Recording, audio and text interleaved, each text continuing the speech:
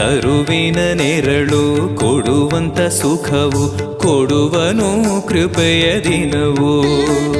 ಸ್ಥಿರ ಇರುವ ಮನ ಎನಗಿರಲಿ ಶರಣಾಗತಿ ಎಂದು ಬರಲಿ.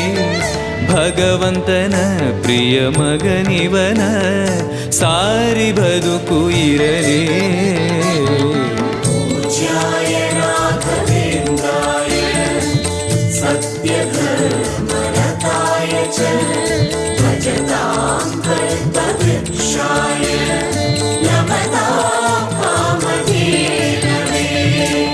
ಆಲಯವೆಂದರೆ ಮಂತ್ರಾಲಯವೇ ಬೇರೆ ನಾ ಅರಿಯಲಾರೆ.